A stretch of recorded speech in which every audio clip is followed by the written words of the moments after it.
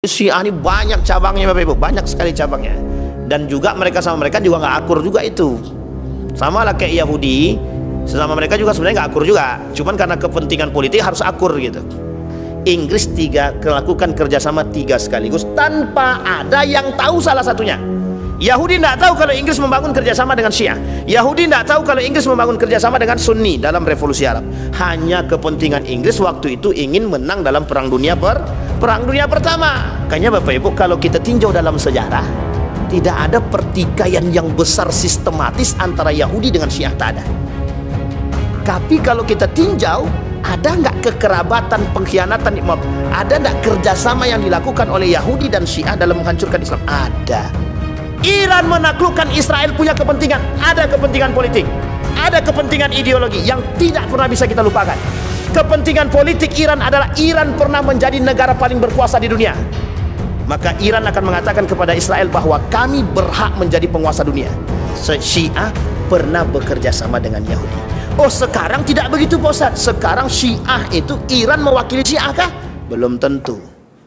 Ada 2 kepentingan. A'udzubillahi minasyaitonirrajim. Bismillahirrahmanirrahim. Wa dakhala al-madinata ala hinin ghaflatin min ahliha fawajada fiha rajulaini yaqtatilani hadha min syi'atin aw hadha min syi'atihi wa hadha min aduwwihi fastaghathahu alladhi min syi'atihi ala alladhi min aduwwihi fawakazahu Musa faqad alaih qala hadha min amal syaitan innahu aduwwum mudillum mubin. Di dalam surat Al-Qasas ayat 15 ada kalimat tentang Syiah. Jadi kita ulangi. Di dalam ayat tersebut fawajada fiha rajulaini yaqtatilani hadza min syi'atihi wa hadza min aduwwihi fastaghathahu alladhi min syi'atihi ala alladhi min aduwwihi fawakazahu Musa wa qad alaih.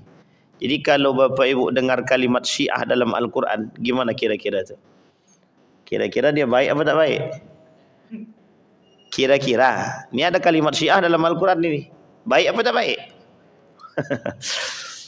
Jadi Bapak Ibu, ada buku judul buku itu Mazhab, bukan sekedar mazhab, heterodoks, mazhab Syiah, oposisi, mazhab oposisi dan Syiah, namanya heterodoks. Jadi dalam buku tersebut membahas ada kalimat di dalam Al-Quran, ada 2 ayat di dalam Al-Quran itu yang ada kalimat Syiahnya. Sehingga oleh kelompok Syiah itu ada loh kalimat Syiah dalam Al-Quran gitu. Sampai sini paham ya Bapak? Ada loh kalimat Syiah dalam Al-Quran. Berarti kalau ada kalimat Syiah dalam Al-Quran berarti kelompok ini kuat, diakui. Nah, itu bahasanya. Ini legalitas. Kalau bahasanya legal standing lah gitu. Kalimat itu dalam Al-Quran. Tapi coba kita lihat pandangan para ulama tentang kalimat tersebut. Kita ambil dalam kitabnya Tafsir Al-Misbah, Tafsir Al-Munir karangan Wahb Az-Zuhaili. Baru kita rujuk kepada karangan Al-Maraghi. Makna Syiah dalam kalimat tersebut yang tadi kita baca dalam surat Al-Qasas ayat 15 itu, ada kalimatnya syi'atun au min syi'atihi. Kata para ulama maknanya itu kelompok. Maknanya kelompok. Setidaknya klasifikasi makna di dalam Al-Quran menurut para ulama ada 4. Dan keempat-empat itu secara gamblang dipahami sederhana, kelompok. Tapi bukan kelompok Syiah ya. Makna Syiah itu artinya kelompok. Maka dikatakan hadza min syi'atihi wa hadza min aduwwihi. Ini berada dari kelompok yang satu berada dari kelompok musuh yang satu gitu. Sampai sini paham ya? Jadi makna Syiah dalam konteks ini adalah kelompok, bukan keyakinan. Ada makna yang ketiga di antara 4 makna tersebut, konotatifnya negatif.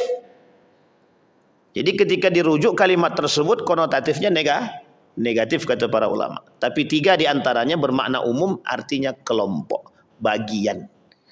Jadi sebenarnya ini bukan menunjukkan dalil akan adanya Syiah dalam Al-Quran. Karena memang kalimat Syiah itu bukan di dalam Al-Quran itu berartikan kelompok saja. Itu disepakati oleh para ulama. Wahbah Zuhaili, Ibnu Katsir, Jalalain, Muraghi, Al-Maraghi, Imam Nawawi Al-Bantani memaknai kalimat Syiah dalam Al-Quran tersebut adalah kelompok. Sehingga Bapak Ibu, ketika ada yang berkata tentang persoalan Syiah diambil dari Al-Quran yang sudah menjadi satu lambang kebanggaan dan legalitas atau legal standing bagi mereka, maka itu dinyatakan tidak tepat. Baik, judul kita ini memang agak-agak aneh sedikit, karena Syiah versus Yahudi. Saya sebenarnya pun bingung juga Syiah versus Yahudi ini.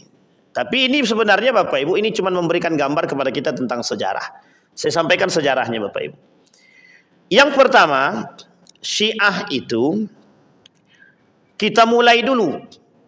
Ini mesti yang dimaksud, yang membuat judul ini Syiah Iran dan Syiah Irak, serta sebagian kecil daripada Suriah. Oke? Syiah Iran, Syiah Irak, dan sebagian daripada Syiahnya Suriah. Nah, nanti di situ ada kelompok yang disebut dengan Dazel atau Drazel, itu kelompoknya. Jadi ini sejarah. Nah, sekarang kita lihat dulu sejarahnya. Sejarah Syiah kan sudah kita sampaikan di sini. Sudah di sini, ini masjid pertama sekali setelah hilangnya Ustadz Roni Chandra tentang Syiah, pertama kali baru dibahas lagi Syiah di sini. Secara sejarah, Syiah itu jelas munculnya di Irak. Deklarasinya pada masa Abbasiyah, bukan Umayyah. Deklarasi kesyiahan dia itu pada masa daulah atau dinasti Abbasiyah. Syiah ini mengakui kelompok sebagai kelompoknya pengikut Ali karena kecintaan. Sehingga kata para ulama merujuk kepada makna Syiah yang dimaksud itu ditambah, dia awal dalam kalimat Al-Quran itu syiatihi, oleh orang-orang Syiah dan ulama Syiah, ditambah alif dan lam belakangnya, jadi asyi'i. Sampai sini paham ya? Jadi ditambah alif dan lam. Ketika ditambah alif dan lam di depan, penunjukannya taksis, khusus, sehingga pengkhususannya kepada Ali. Nah, itu dalam buku tersebut yang kita baca, yang tadi saya sampaikan. Jadi taksisnya kalimat dengan tambahan alif dan lam itu menurut ulamanya Syiah itu merujuk kepada Ali bin Abi Thalib. Nah, saya yakin Bapak Ibu semua, kenapa mereka berpaham pada Imam 12 belum ada yang paham kan? Jadi begini, satu ketika seorang ulama dari kelompok Syiah Irak ini pernah bermimpi. Jadi bermimpi dia pakai namanya surban, dan surban tersebut dilipatkan di kepala dia. Dan lipatan surban di kepala itu sebanyak 12. Sehingga ternyata dalam sejarah kenapa ambil Imam 12 itu, oleh ulamanya Syiah itu yang kental dengan kesyiahannya, itu ternyata menganggap paham kepala yang tadi lingkaran 12 tadi adalah Imam 12. Ini sejarah muncul caci maki nanti itu. Ini sejarah muncul. Baik. Nah, kita lihat, kita sampaikan sejarah secara gamblang saja. Jadi Ali berseteru dengan Muawiyah, ada kelompok yang mencinta, ada yang keluar. Yang mencintai kelak dinasti Abbasiyah disebut sebagai Syiah. Dalam yang lain disebut dengan Khawarij. Pada dinasti Umayyah ada dia kelompok ini pencinta Ali bin Abi Thalib, ada berseteru juga. Mereka tidak mau bergabung dengan kelompoknya Muawiyah. Meskipun mereka di Irak atau di Kufah ketika itu berada, mau tidak mau tetap berada naungan Muawiyah, tapi tidak semuanya mengakui berbaiat kepada Muawiyah. Yang kedua, dinasti Abbasiyah deklarasi secara resmi nahnu Syi'i, kami Syiah. Waktu ini, pada masa ini belum ada penyelewengan secara drastis daripada paham Syiah itu sendiri. Dan belum ada Imam 12 di sini, belum ada. Imam 12 pada masa ini belum ada. Singkat cerita, dalam sejarah perubahan ini terus terjadi. Muncullah kemudian dinasti Turki Utsmani. Setelah Andalusia, Mongol, Utsman, Granada ya, Utsmani ya, muncul. Namanya dinasti atau kerajaan Turki Utsmani. Kerajaan Turki Utsmani dalam masa ini muncul yang disebut dengan kelompok Sufi.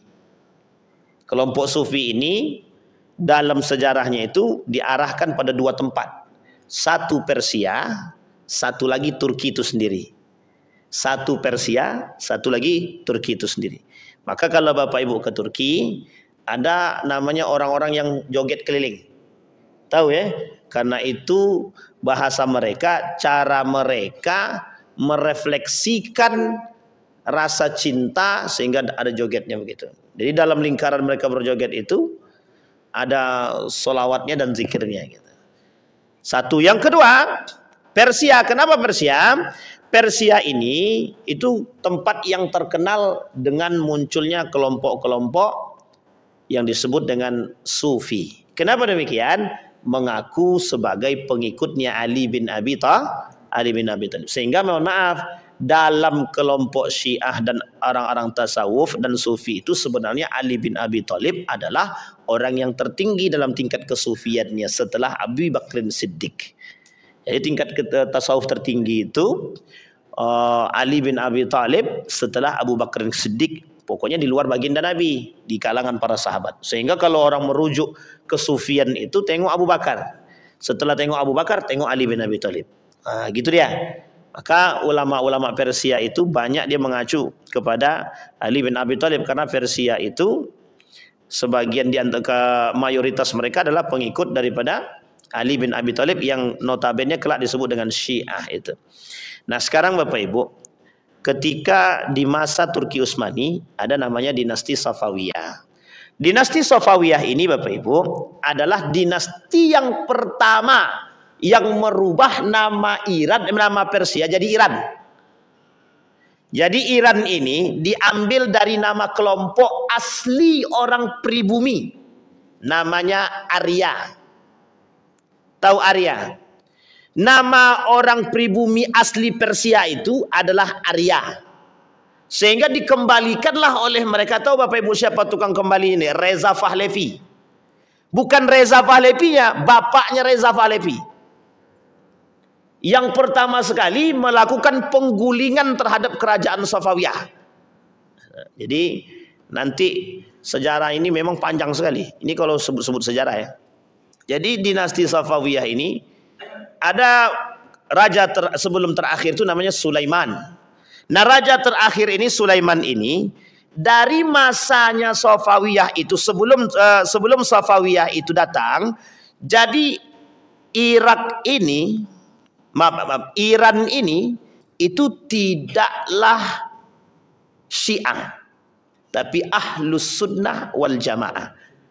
Jadi ini gini Bapak Ibu, ini ada gap namanya history gap. Jadi kesenjangan dalam sejarah. Dalam sejarah Islam itu Renaissance itu gini. Ada namanya perkembangan Islam. Dalam sejarah umat muslim, dalam sejarah perkembangan ilmu pengetahuan, ada namanya Renaissance dalam Islam itu. Tempat tumbuhnya Islam. Tempat tumbuhnya Islam itu tiga, yang paling berpengaruh dan paling nampak. Irak, Iran, Damaskus, Syam.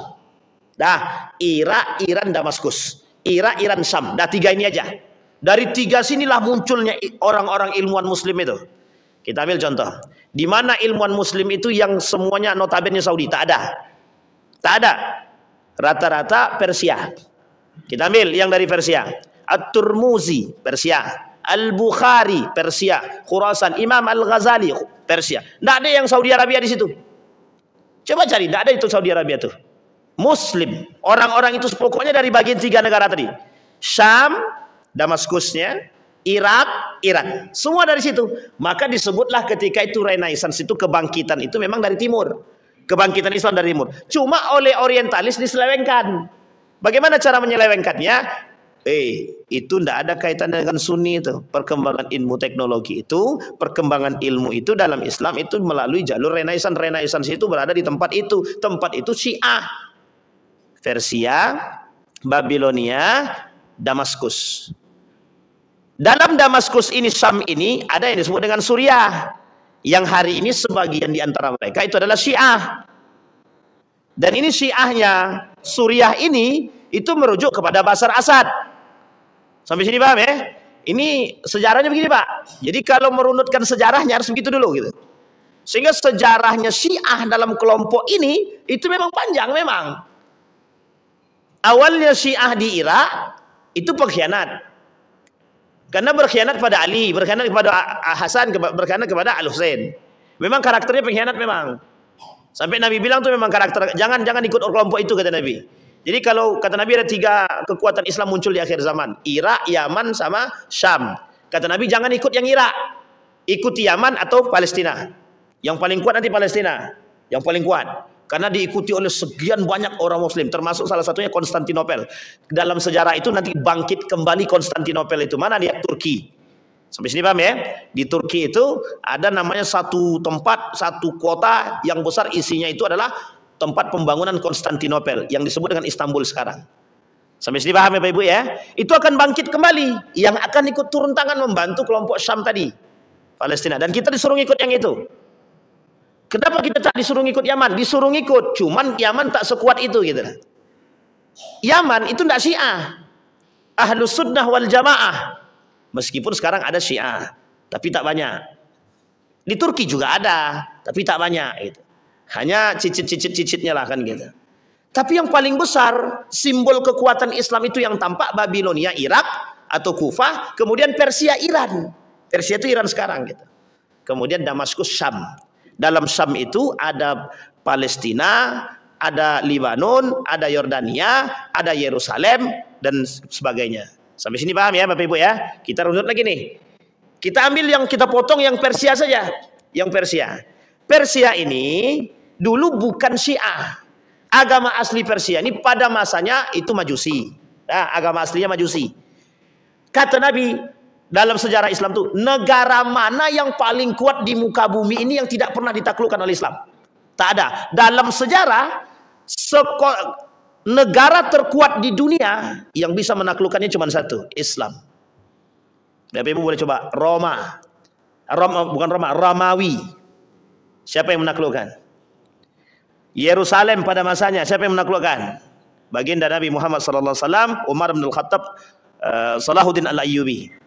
Nah, sekarang Babilonia, Persia, Bizantium sama semua Pak. Ditaklukkan sama Muslim semua. Islam semua yang menaklukkan itu.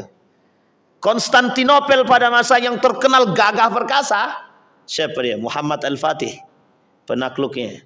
Hanya dapat dalam mimpi kan. Nah, ini kalau sebenarnya bahas sejarah ini memang enak memang. Sejarah itu memang enak. Cuman mengkait-kaitkannya itu agak rumit sedikit gitu. Nah, apalagi yang dikaitkan itu adalah ideologi. Nah, nanti kapan kok bisa Turki itu menjadi orang-orang yang sufi keliling-keliling gitu kan. Nah, itu lain lagi sejarahnya gitu. Nah, kita singkatkan pada poin yang tadi.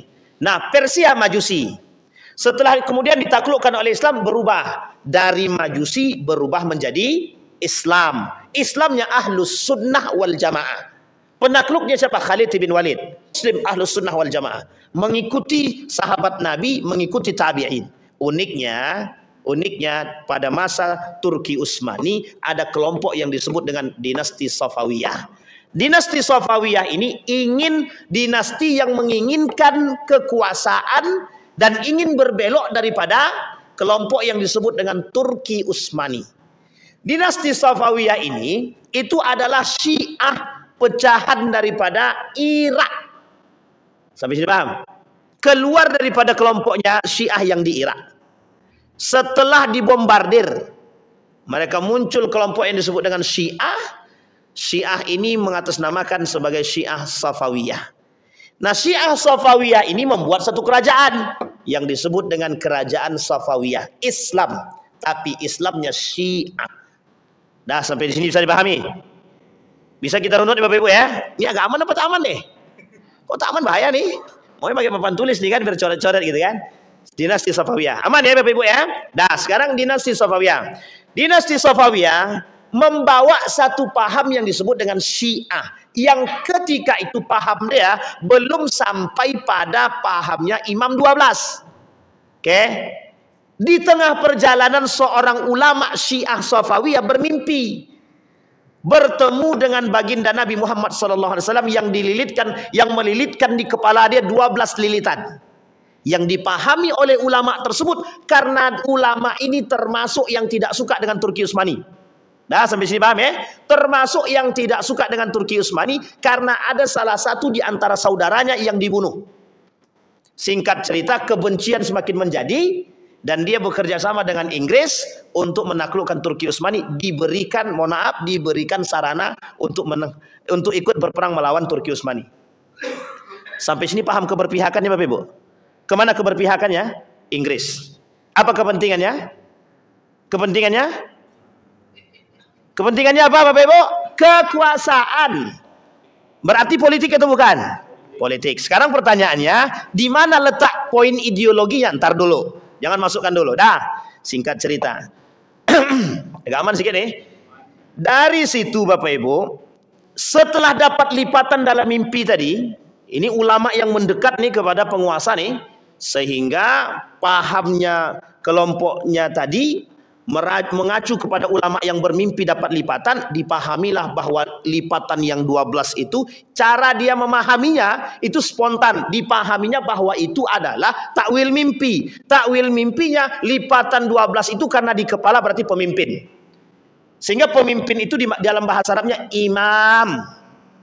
Maka diambillah kalimat itu imam, karena dia lipatannya 12 disebutlah lipatan 12. Sampai sini paham?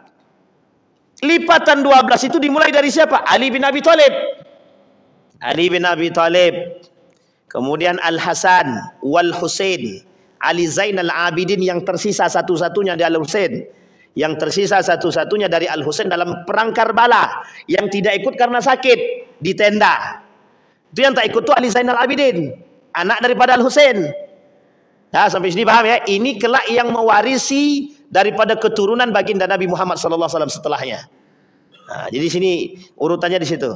Singkat cerita lagi. Nah, singkat cerita, ketika itulah kemudian dia kata kepada kerajaan Safawiyah, agama resmi kita yang berbau Sunni buang. Apa konsekuensinya? Yang tidak mau ikut paham mereka sebagai paham terkuat di kerajaan Safawiyah, semuanya harus disingkirkan. Semuanya harus disingkirkan. Termasuk yang berpahamkan Ahlus Sunnah wal Jamaah yang lebih tepat disebut dengan Sunni. Terjadilah tragedi pembunuhan terhadap paham-paham Sunni tadi. Jadi orang-orang yang ikut paham Sunni bunuh, yang tak mau ikut bunuh. Jadi kalau Bapak Ibu tengok dalam sejarah, pembunuhan yang dilakukan, pembantaian yang dilakukan oleh Syiah terhadap orang Sunni ada pada 4 titik terbesar. 1 Yordania, yang kedua Libanon, yang ketiga Irak, yang keempat ada pada Suriah. Ini yang terbesar tuh Pak.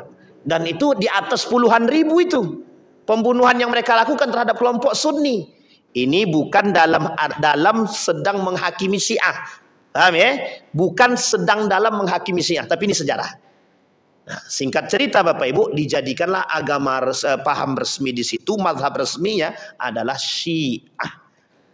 Disinilah Bapak Ibu, bahasa Syiah sudah menjadi, maka bergantilah kepengurusan. Sulaiman ini bertikai dengan Reza Khan namanya.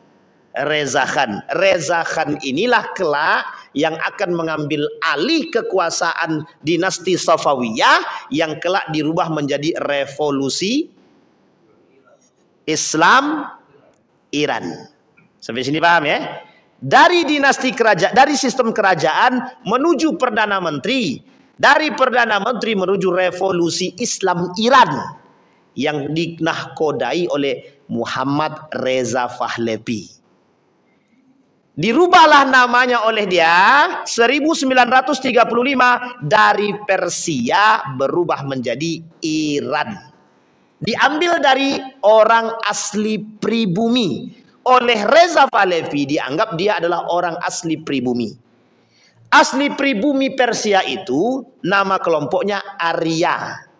Apa namanya Bapak Ibu? Arya. Sehingga Arya ini disebutlah Iran. Panggilan Iran itu diambil dari nama Arya tersebut. Artinya dia, Reza Pahlavi kata, kalau Persia orang tidak kenal asli pribumi. Kalau bahasa lainnya begini, apa namanya ya, mengangkat local wisdom. Nah kalau bahasa lainnya local wisdom lah, mengangkat budaya lokal biar orang kenal. Sebenarnya bukan itu. Sebenarnya bukan itu. Ketidaksukaan Reza Pahlavi terhadap komunitas yang disebut dengan dinasti Safawiyah.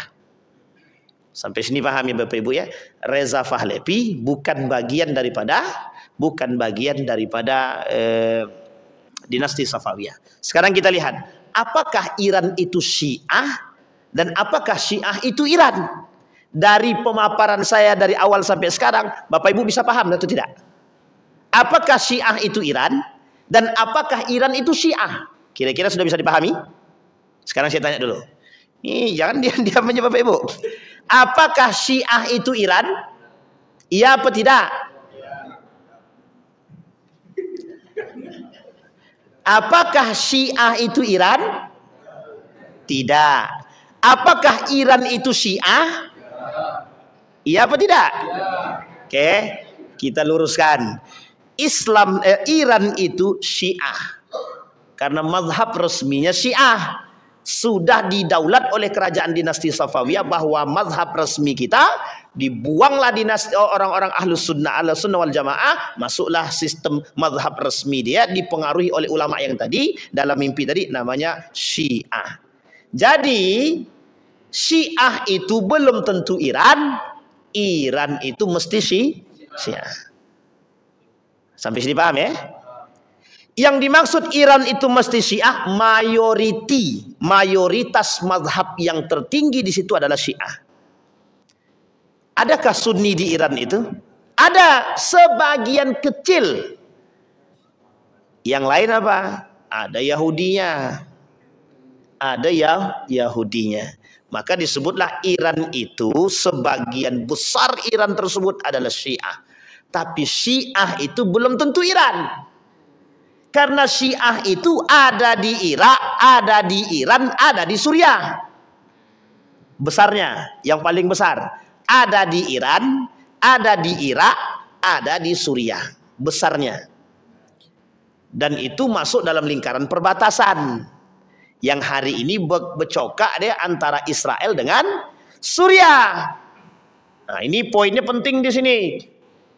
Nah di dalam Suriah ini, di Suriah ini ada kelompok Syiahnya Bashar Assad. Yang sebenarnya mereka ini masih mau Bashar Assad itu jadi presiden. Ada sebab? Ada. Apa sebabnya? Karena Bashar Assad ini bagian daripada mereka. Tapi uniknya paham Syiahnya Bashar Assad ini agak sedikit berbeda dengan paham Syiah yang lain. Hampir sama pahamnya dengan dinasti Safawiyah. Hampir sama. Apa paham kesamaan dia? Bashar Assad yang sudah jadi militer tidak usah sholat. Sama orang-orang yang menjadi panglima perangnya dinasti Safawiyah tidak usah sholat. Sampai sini paham ya? Nah, jadi ada kesamaan sebenarnya. Meskipun kesamaan itu tidak bisa dijadikan tolak ukur untuk mengatakan apakah Syiahnya Bashar Assad berasal dari situ, tidak. Sampai sini paham ya? Jadi Syiah ini banyak cabangnya Bapak Ibu, banyak sekali cabangnya. Dan juga mereka sama mereka juga nggak akur juga itu. Sama lah kayak Yahudi, sesama mereka juga sebenarnya nggak akur juga. Cuman karena kepentingan politik harus akur gitu. Nah, sampai paham sih Bu ya? Sama kayak teman-teman Wahabi itu kan tak akur juga sesama dia itu. Ada yang satunya itu tak akur juga karena memang buatan kan, memang nggak akur juga itu sebagian gitu. Sama juga sebenarnya di NU juga begitu, di Muhammadiyah juga begitu, ada clash lah gitu. Karena ada itu biasa, dalam kelompok itu biasa, cabang-cabang itu. Tarekat Naqsabandiyah kan juga begitu. Tarekat Naqsabandiyah itu cabangnya kan banyak, ada yang mu'tabar, ada yang ghair mu'tabar, ada yang diakui dan ada yang tidak diakui. Gitu. Nah sampai sini paham ya Bapak Ibu kembali. Nah Syiah itu tidak semuanya di Iran. Ada di Irak, ada di Iran, ada juga di Suriah, dan ada juga di Yaman. Tak banyak lah, di Yaman tuh tak banyak. Yang paling banyak di 3 tempat tersebut. Sekarang Bapak Ibu pertanyaannya, apakah Syiah ini ada korelasi persahabatan dengan Yahudi? Itu yang harus kita telusuri. Nah, sekarang kita lihat dalam sejarah. Dalam sejarah, Yahudi berdiri sendiri, Syiah berdiri sendiri. Di mana letak kerjasama antara Syiah dengan Yahudi pada Perang Dunia Pertama? Nah, Perang Dunia Pertama. Di dalam Perang Dunia Pertama itu terjadi kekompakan. Sebenarnya bukan kompaknya, cuma karena pandainya kolaborasi dan negosiasi dan komunikasi yang dilakukan oleh Inggris dengan 3 sekaligus. 1 kelompok Syiah, yang kedua kelompok Sunni, yang ketiga Yahudi. Nah, kelompok Syiah itu dia kerjasama Inggris tadi dengan dinasti Safawiyah. Nah, yang kedua, Inggris ini kerjasama dengan Ahlus Sunnah dalam revolusi Arab. Yang ketiga, Inggris kerjasama dengan Yahudi untuk mengambil tempat yang ada di Palestina. Janjinya terhadap Yahudi, kalau Yahudi mau bantu Inggris dalam Perang Dunia Pertama ini, maka silahkan ambil tempat yang ada di Palestina. Oke, Yerusalem. Begitu juga yang dikatakan oleh Syiah terhadap kelompok Yahudi. Oke, sampai sini. Dan Syiah pernah ingin menaklukkan Palestina pada masanya. Kapan itu? Ketika Persia menaklukkan Babilonia. Ketika Persia menjadi negara paling berkuasa, ketika menaklukkan Babilonia, Persia ketika itu mengambil bagian terbesar di Palestina, Yerusalem itu. Jadi jangan pernah dikatakan Iran tidak pernah menaklukkan Yerusalem. Itu salah. Karena memang pada masanya dalam sejarah begitu. Singkat cerita, Inggris melakukan kerjasama 3 sekaligus tanpa ada yang tahu salah satunya. Yahudi tidak tahu kalau Inggris membangun kerjasama dengan Syiah. Yahudi tidak tahu kalau Inggris membangun kerjasama dengan Sunni dalam revolusi Arab. Hanya kepentingan Inggris waktu itu ingin menang dalam Perang Dunia Pertama. Cuma Inggris pintarnya Inggris, dia punya duit, dia punya segalanya, dia fasilitasi kelompok dinasti Safawiyah, dia fasilitasi Ibnu Saud, dia fasilitasi Syarif Hussein, dia fasilitasi juga Yahudi. Sampai sini paham ya? Nah, ini satu. Sekarang kita kembali sejarah yang jauh antara Babilonia dengan Persia dalam sejarah. Di dalam Babilonia itu, dalam perang Babilonia dengan Persia, di Babilonia ini, Irak ini pernah menaklukkan orang-orang Yahudi. Setelah orang Yahudi ditaklukkan oleh Babilonia Irak, orang-orang Yahudi tadi yang mau mendedikasikan diri mereka ke Babilonia diberikan tempat. Yang tidak mau penjarakan. Sehingga banyak di antara kaum Yahudi tadi mau mereka mendedikasikan diri mereka kepada Babilonia, Irak. Yang oleh Persia, kata Persia, ini kok Babilonia ini berkuasa nih, kita harus taklukkan itu. Masa yang panjang dikuasai oleh Babilonia akan dihapus oleh Persia. Sekarang kita lihat bagaimana cara Persia menghapus jejaknya Babilonia. Sebagian loyalis daripada orang-orang Babilonia Irak ketika itu, kan dikenal Irak ini pengkhianat nih, tapi sebagian besar loyalis mereka adalah kaum Yahudi. Karena kaum Yahudi yang sudah ditaklukkan tadi diberikan tempat ketika mereka mau mendedikasikan diri mereka kepada Babilonia. Sehingga orang-orang yang di dalam itu tadi oleh Persia dilakukan komunikasi. Kepada siapa komunikasinya? Kepada kelompok yang Yahudi tadi, yang sudah loyalis kepada. Sekarang apa janjinya? Janjinya, kalau mereka mau ikut dengan Persia, membantu Persia, kami janjikan Palestina untuk kalian. Ini sama enggak kelakuannya dengan yang sekarang itu? Sama, Pak. Sama. Maka kalau Bapak Ibu bercerita tentang Amerika, sebenarnya Amerika itu negara baru yang berkuasa. Dan bukan mereka yang berkuasa. Kalau Inggris murni, Pak, satu-satunya negara yang tidak boleh diotak-atik di dalam PBB itu cuma satu. Inggris. Itu kepentingan tertinggi yang tidak bisa diotak-atik.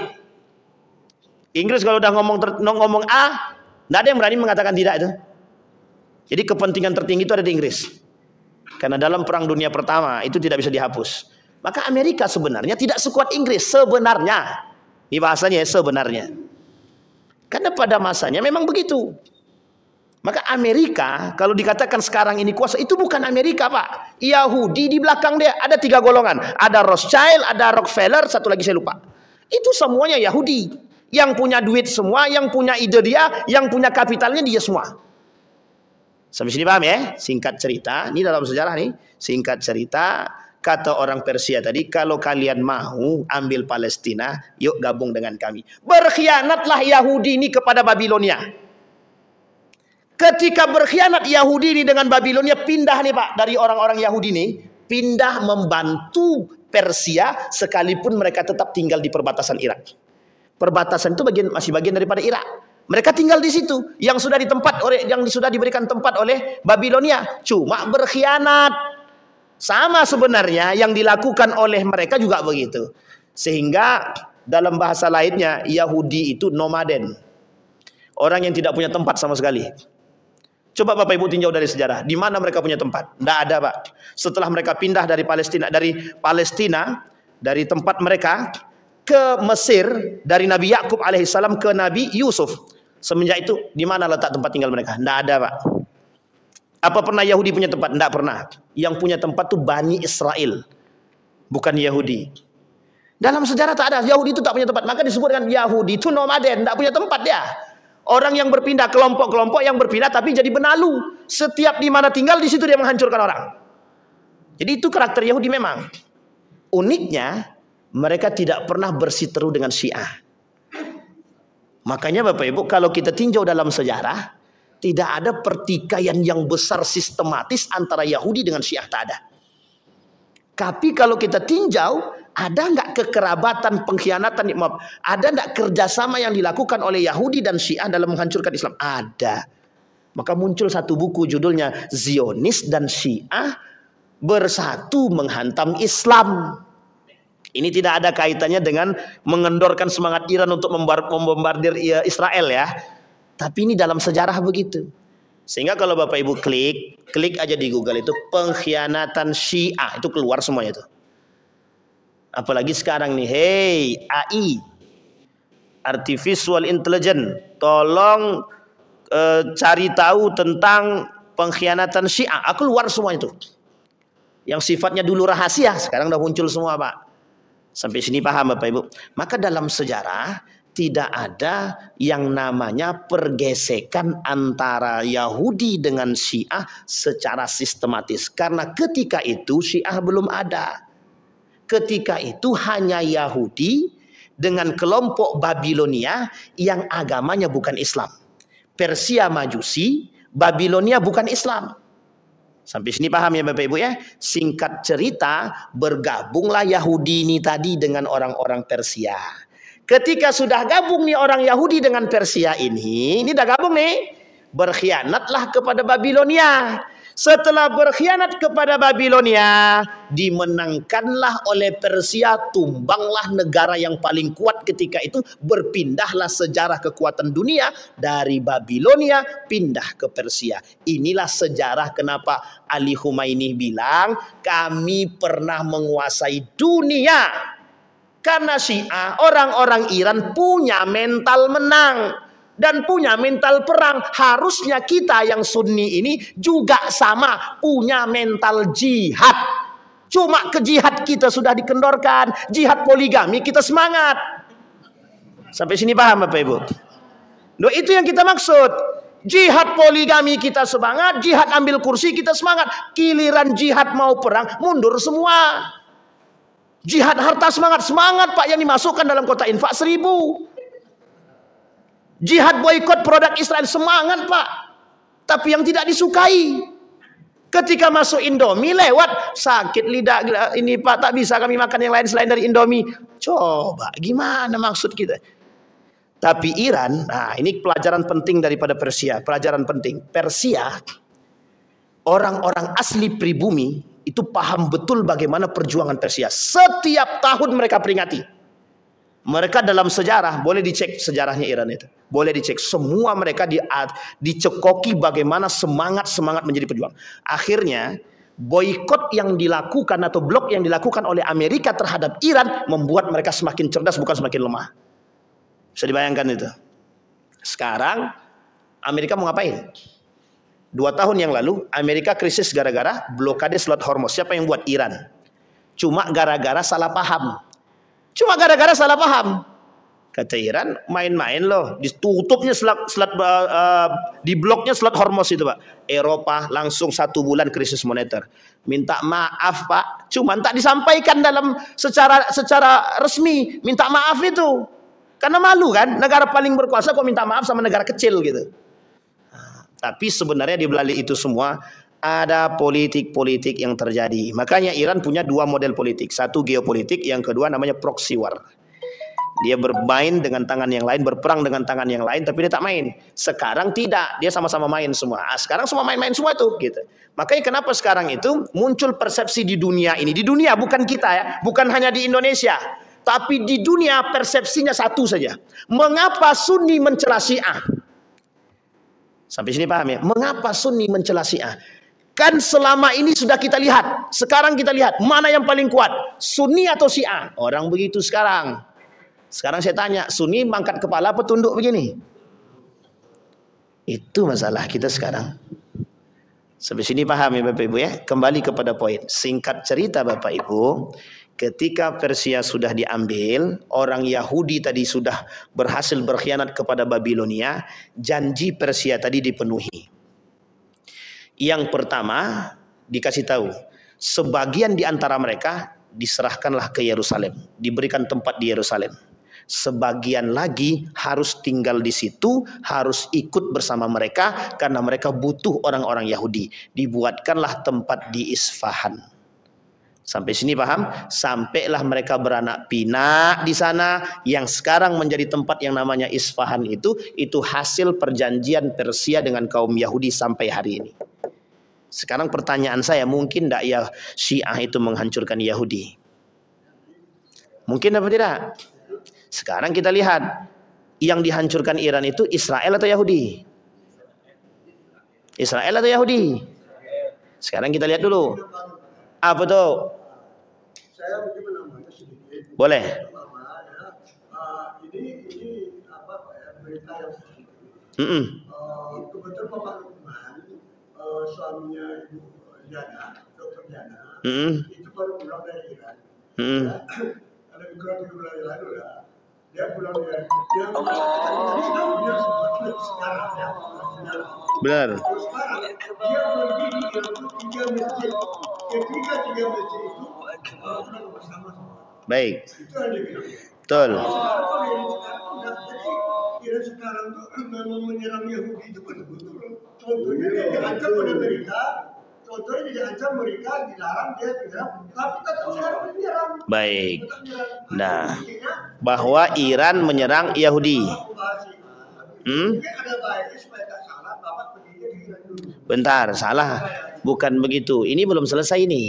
Ini belum selesai. Tunggu selesai dulu lah. Sekarang kita garis bawahi dulu. Yang diserang itu Israel atau Yahudi?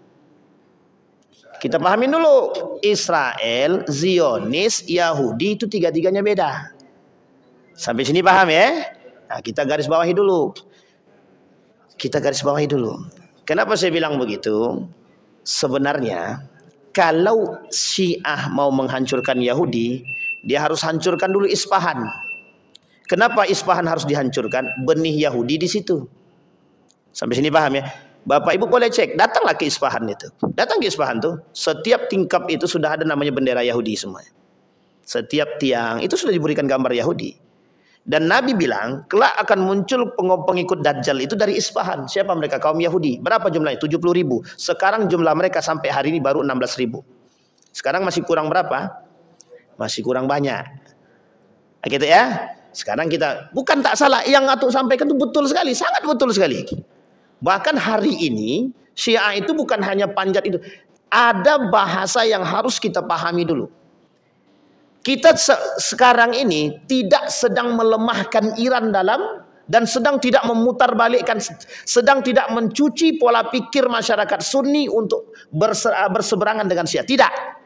Kenapa saya katakan tidak? Karena kita perlu paham sejarah terlebih dahulu, biar kita tidak salah paham. Tapi pengkhianatan Syiah tidak pernah bisa kita lupakan dalam sejarah, tak pernah bisa. Tapi ini ada kaitannya kah dengan Syiah yang ada di Iran? Tar dulu. Sampai sini paham itu ya? Jadi harus dipisahkan, Pak. Jadi ini tujuannya kita sejarah itu di situ, biar kita nggak salah paham. Israel sekarang itu tidak semuanya Zionis dan tidak semuanya Yahudi. Nah, sampai sini paham ya, Bapak-Ibu ya? Yahudi itu tidak semuanya Israel. Setengah dari penduduk Eropa hari ini semuanya Yahudi, setengah. Buka sejarah. Cari data, setengah dari penduduk Eropa Yahudi semua. Kenapa saya berani katakan Yahudi semua? Mereka yang pertama sekali punya uang terbanyak di dunia dari Jerman. Yahudi, Georgia. Bukan Yahudi, Israel, bukan. Sekarang kita rujuk dulu. Zionis ini dibangun oleh seorang pemuda bernama Theodor Herzl. Theodor Herzl ini memanggil semua orang-orang berduit Eropa dari kalangan Yahudi masuk ke sini. Kita bangun satu kelompok namanya Zionis. Tujuannya mendirikan yang disebut dengan negara Yahudi. Kapan itu? Gara-gara Sultan Abdul Hamid menendang dia. Tak mau Sultan Abdul Hamid itu memberikan tempat bagi kaum Yahudi yang ada di sana. Ketika itu Israel sudah ada di sana. Sudah. Cuma tidak sekuat yang sekarang. Sampai sini paham ya Bapak Ibu ya? Sehingga kenapa saya katakan Yahudi itu nomaden? Karena Yahudi itu bukan dari cicitnya Bani Israel. Bukan. Yahudi sekarang itu bukan dari cicitnya Bani Israel. Tapi Yahudi sekarang, Yahudi yang berkepentingan di bawah naungan Zionisme. Sampai sini paham itu ya? Jadi hanya untuk mengambil tanah saja. Nah, singkat cerita begini, singkat ceritanya, Israel sekarang itu tidak semuanya Zionis, tapi Zionis punya kepentingan. Apa kepentingan Zionis? Membangun negara Yahudi, namanya Yahudi State. Itulah kepentingan Zionis. Meskipun tidak semua orang Yahudi di muka bumi ini, tidak semua orang Yahudi itu adalah Zionis. Buktinya Perdana Menteri Israel sendiri itu bertolak belakang, bukan Perdana Menteri. Ada seorang Perdana Menteri Eropa bertolak belakang dengan kaum Yahudi Zionis. Padahal dia orang Yahudi sendiri. Kenapa demikian? Karena ada perbedaan. Nah, sehingga yang ingin kita kerucuti sekarang ini, persoalannya adalah bukan hanya sekedar Yahudi dengan Israel. Bukan hanya Syiah dengan Yahudi. Sekarang itu Iran dengan Israel. Bukan Syiah dengan Yahudi. Nah, bisa dipahami. Tapi Syiah dengan Yahudi dalam sejarah itu punya kedekatan yang tidak pernah bisa kita lupakan. Kapan itu? Ketika menghancurkan Babilonia yang sampai hari ini orang Yahudi di situ diberikan tempat oleh Persia. Sampai hari ini. Itu cikal bakal perkataan Nabi yang kelak kita temukan bahwa 70.000 dari Isfahan itu tak jauh dengan Khurasan. Padahal dalam hadis Nabi, Khurasan itu akan muncul Panji yang akan melawan orang-orang Yahudi. Panji-panji Islam yang ikut menaklukkan Palestina. Gitu. Sampai sini paham ya? Singkat cerita, kita kembalikan. Apakah ada perang antara Yahudi dengan Syiah? Tidak ada secara sistematis. Dalam kekerabatan, apakah ada kekerabatan? Banyak. Sekarang kita rujuk dalam pertanyaan yang satu tadi. Apakah Israel dengan Iran ini dalam perang Yahudi dan Syiah? Saya jawab. Tidak semuanya. Sampai sini paham Bapak Ibu ya? Tidak semuanya. Iran menaklukkan Israel punya kepentingan. Ada kepentingan politik. Ada kepentingan ideologi yang tidak pernah bisa kita lupakan. Kepentingan politik Iran adalah Iran pernah menjadi negara paling berkuasa di dunia. Maka Iran akan mengatakan kepada Israel bahwa kami berhak menjadi penguasa dunia. Satu. Yang kedua, dalam urusan ideologi, apa yang akan dilakukan oleh Iran? Jika Syiah berhasil menguasai dunia, maka mudah bagi mereka untuk menetapkan paham ideologi. Pertanyaannya perlu kita sampaikan itu. Kalau kita sampaikan, kira-kira orang-orang di muka bumi ini yang Muslim alergi nggak dengan Syiah kira-kira? Apalagi kalau kita katakan Syiah sekarang itu musyrik. Musyrik loh ya, bukan kafir, tapi musyrik. Karena pada masanya Persia dahulu itu kelompok musyrikun, bukan kelompok kafirun. Sampai sini paham ya Bapak Ibu? Ini sejarah. Sehingga yang saya katakan kepada kita semua, tidak ada bahasa Iran Syiah berlawanan dengan Yahudi. Tapi yang ada Syiah pernah bekerja sama dengan Yahudi. Oh, sekarang tidak begitu Pak Ustaz. Sekarang Syiah itu Iran mewakili Syiah kah? Belum tentu. Ada dua kepentingan. Maka kepentingan itu yang kemudian menjadi tinjauan. Apakah kepentingan politik atau kepentingan ideologi? Yang hari ini menjadi bahasan oleh para ulama adalah apakah ini kepentingan politik atau ideologi? Kata para ulama, yang penting Israel hancur, kami senang. Sampai sini paham ya Bapak Ibu? Kata orang Sunni, yang penting Israel hancur, kami senang.